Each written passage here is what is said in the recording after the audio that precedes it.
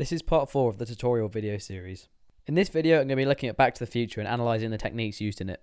Back to the Future is a classic film that belongs to the science fiction genre. The easiest way to tell that this film is a sci-fi film is to look at the props. All of the technology props in this film are designed to look as if they're from the future, which gives it a very science fiction feel.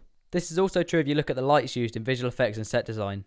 This is due to the fact that in the 80s Hollywood was very much under the impression that more lights equals more futuristic.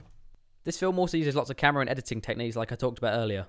This is an example of the rule of thirds being used to separate characters. As you can see on the left in the background we have the group of antagonists, and then on the right in the foreground we have the victim. Here the rule of thirds is cleverly used to separate them and make it very clear to the audience that they're on opposing sides.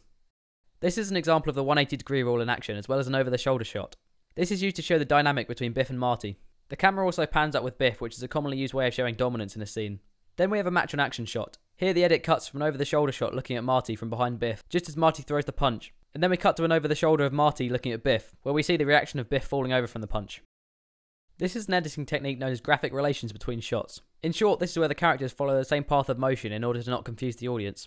This can be seen in the chase scene when Marty continually moves from left to right of the frame. Then we have some examples of different shot sizes, for example this close-up which is used to draw attention to the skateboard that Marty has escaped on. This wide shot is used to show the distance between Marty and the group following him.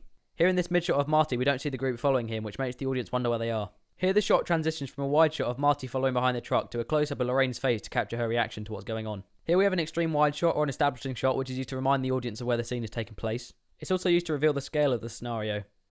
This is an optical flare. They become very cliched in filmmaking and they're often associated with something dramatic or very important. This shot of the car crashing into the manure cart is an example of continuity editing. As you can see, when the shot changes to a different angle, all the characters in the car are still in the same place. This is used to make the editing invisible and increases the audience's immersion with the film. This is an example of look room, again related to the rule of thirds. Here the character running is on the left-hand third of the screen. With the other two thirds in front of him, it gives the audience the impression that he is running towards something. Here we see an example of shot reverse shot.